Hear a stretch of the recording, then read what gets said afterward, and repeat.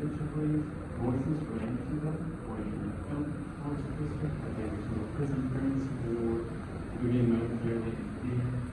Here is located in the corner block across from the company. Thank you.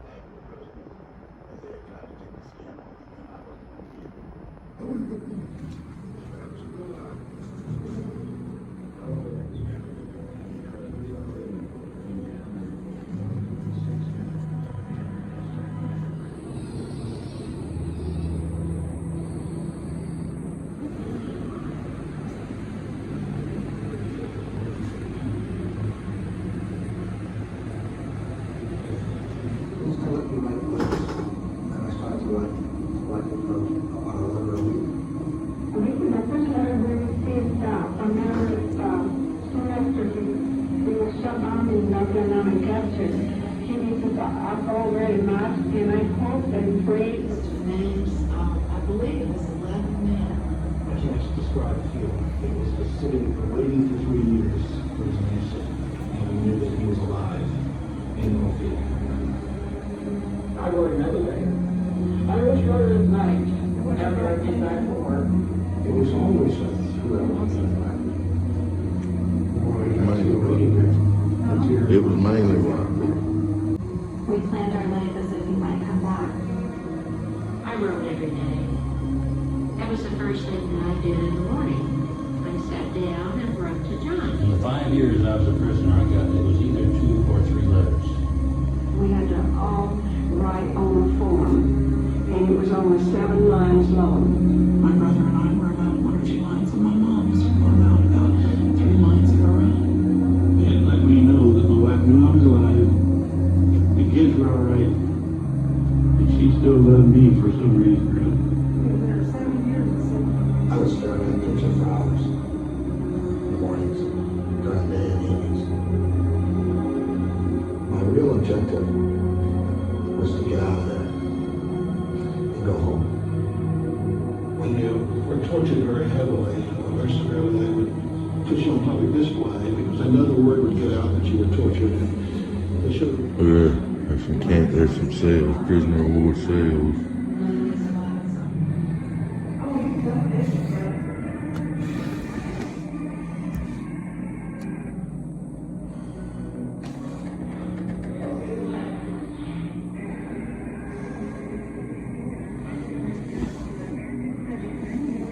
Yeah, that was a cage too.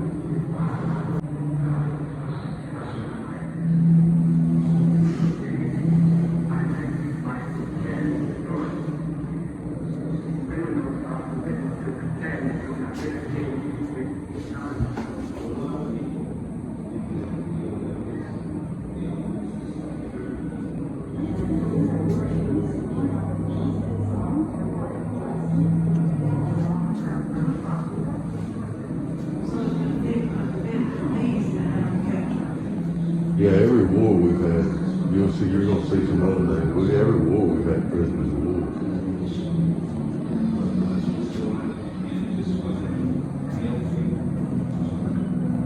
It was free labor.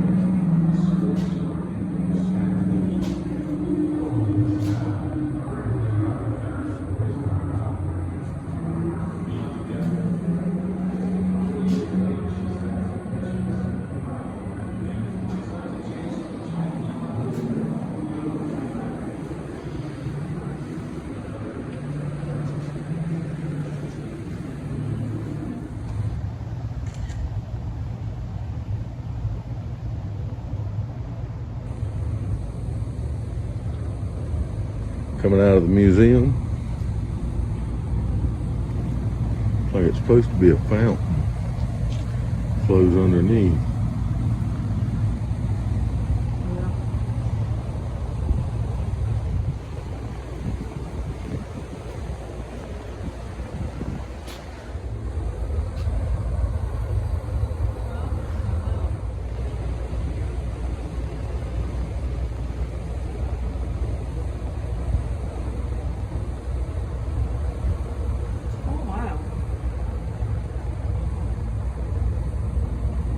Amazing.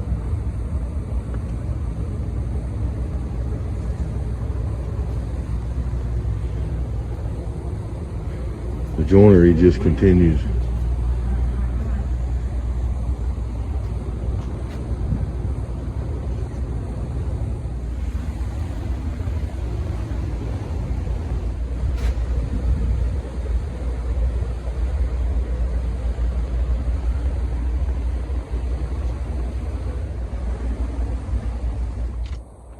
Oh, I gotta get in the sun. You see the defense walls are still in place. Oh, look on this side. See the berm around us?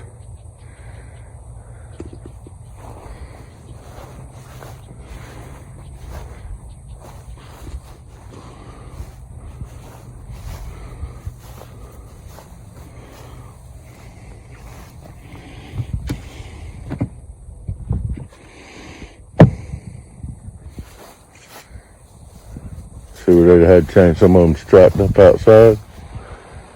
Expanded stockade.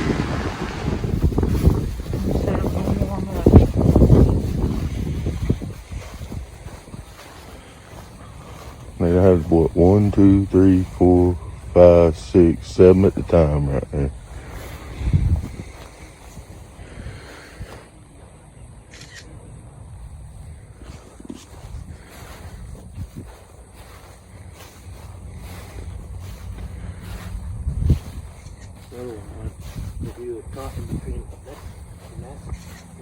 So that's what they slept under?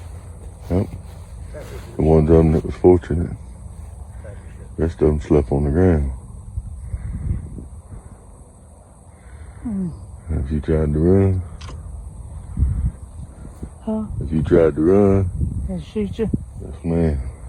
We're just gonna glance by it at the little monument. A lot of magnificent trees. I wasn't even paying them attention. Mrs. Gardner pointed them out. A few monuments.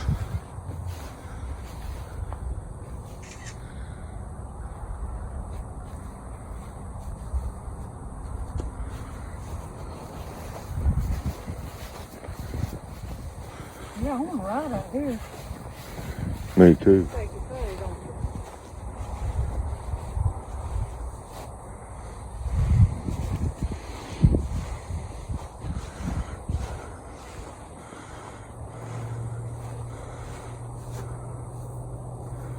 To her lost,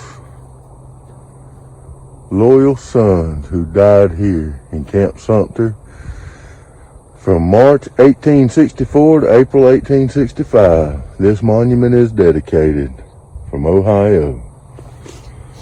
Previous one we looked at over there, it said it was from Michigan. These are all states who had soldiers who died in these prison camps.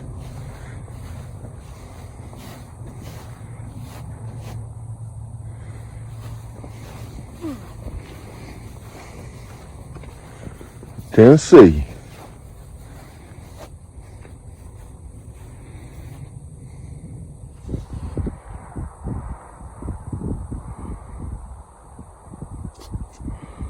Massachusetts.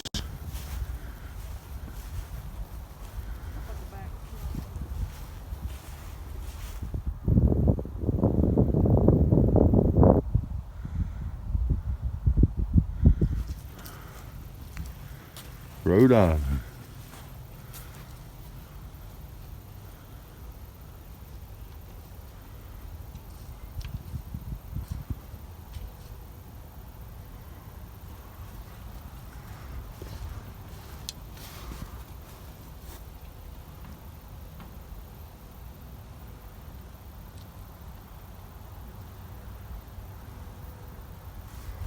A lot of walking to do here.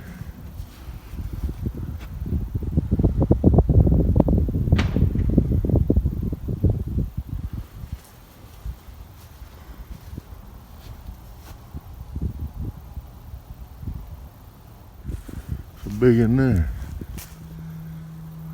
The biggest monument I've seen so far is from Wisconsin.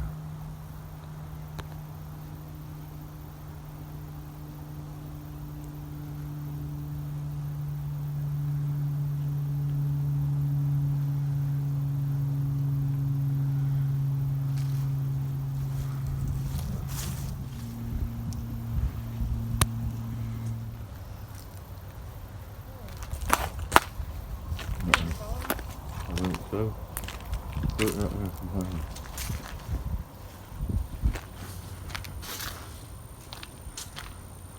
$378 from that state known dead.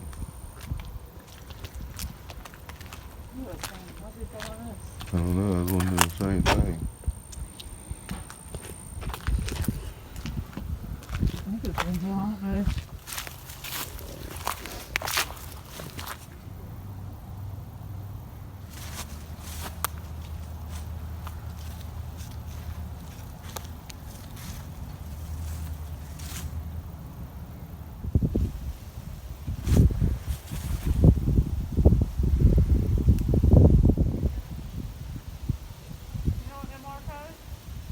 What? Escape tunnel. Remember you said you seen a hole over there? Yeah. Escape tunnel. Really? I just thought it was a rotted out tree trunk.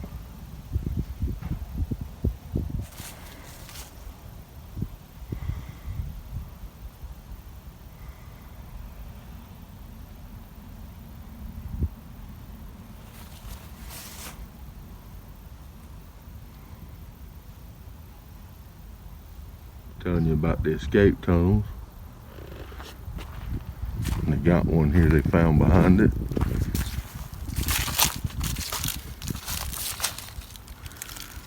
So most people, that just looks like a depression. But right down in that corner is a tunnel. They found another one right over there.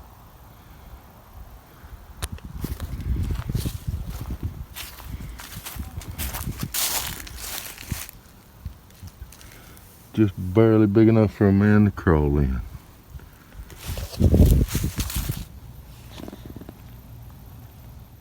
Freedom is not free.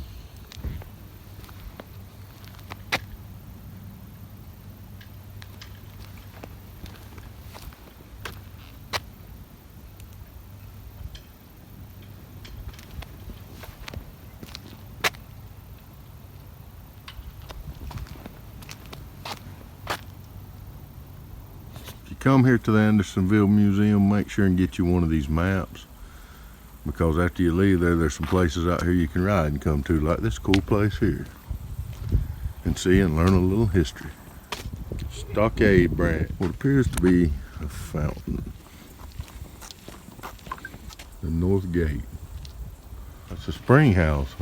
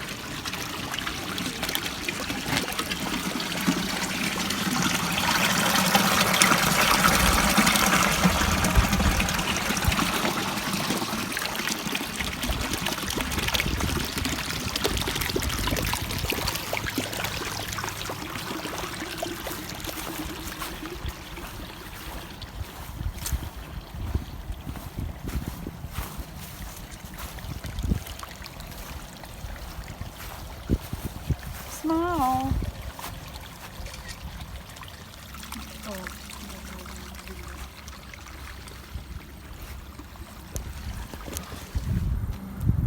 Telling you about how the stockade was built.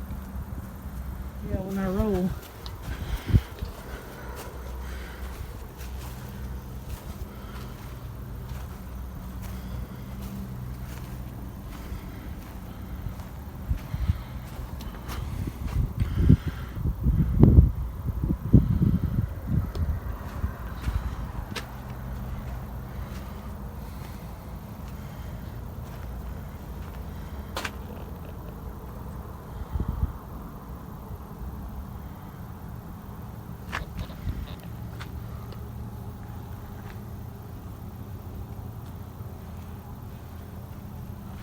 World of Lost Spirits. World of Lost Spirits. When the inner gates swung open, new prisoners had their first vision of life inside. The noise, the stench, the crowd of emaciated men, desperate for news, but have been overwhelming. New arrivals were known as fresh fish. Anything of value, money, buttons, clothing might be coined or inside this pen looks indeed as if they might belong to a world of lost spirits. Look at all the jets. There's two more. Must be an airport over there somewhere.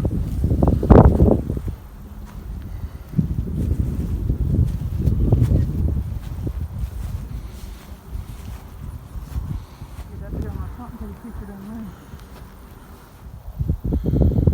there. The view from the hill.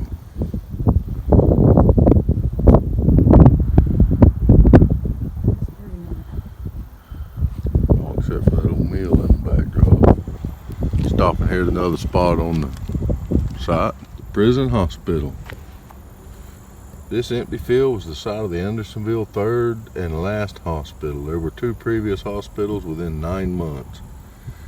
It did not take prisoners long to realize that few patients returned. Knowing that medicines were in short supply, even the sickest men resisted going to the hospital. They preferred to die amongst friends and regimental comrades. See some cannons over the berm there, looking back toward the museum and the monuments. Stockade walls. Oh, there's another one right there. What is that? The commander's perspective. From these heights near headquarters, Captain Henry Wirz could observe everything within the prison walls. Envision the white post perimeters that you see around the place as stockade walls.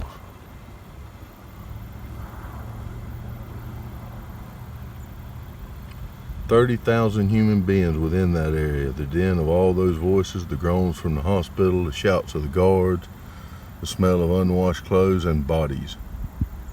Today's landscape of quiet grass softens for us the images of Andersonville."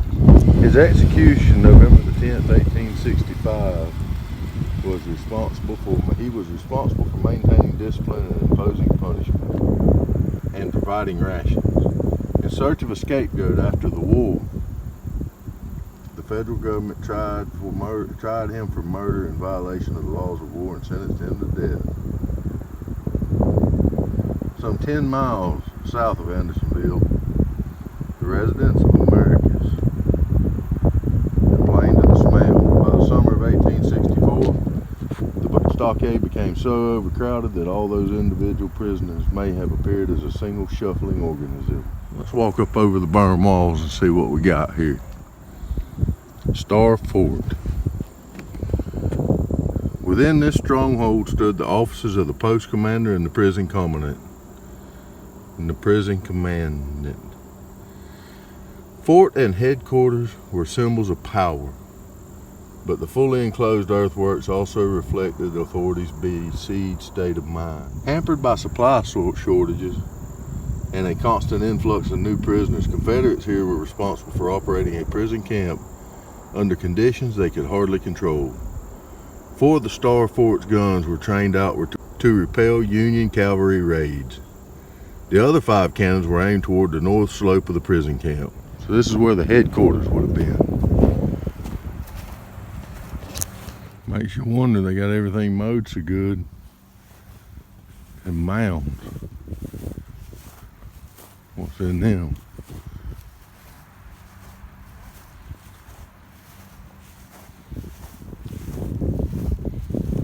Take a walk and see what all we see.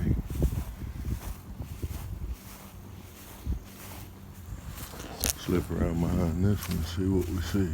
Pretty out here today.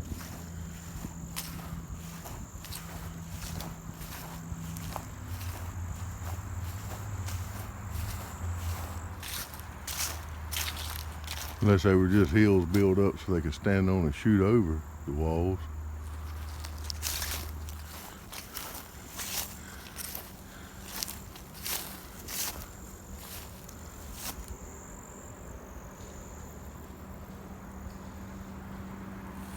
Just ran a deer off over in the woods. Just walked this hilltop.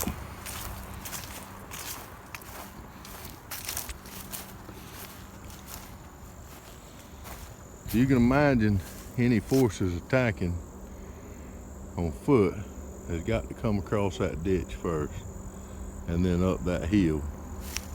While your man is protected behind here, shooting across the top and downward.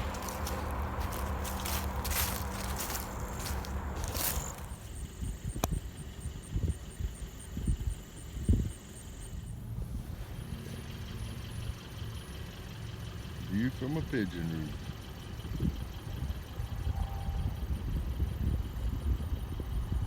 We're here at the cemetery at Andersonville. A map of the layout.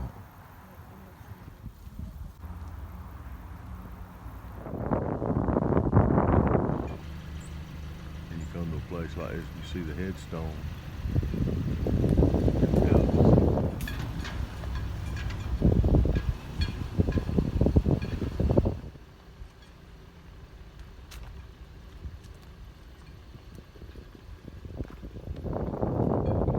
Step up there and look at that monument. Let's just take a little pan around the cemetery from this angle first. That's a pretty sight right there.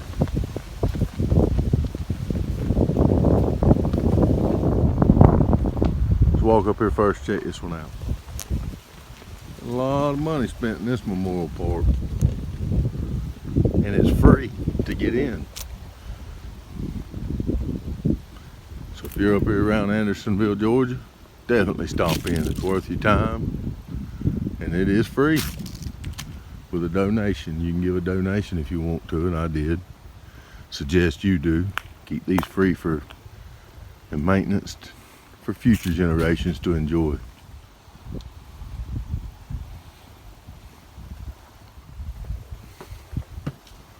This looks more like just a podium built for speeches. It is magnificent though.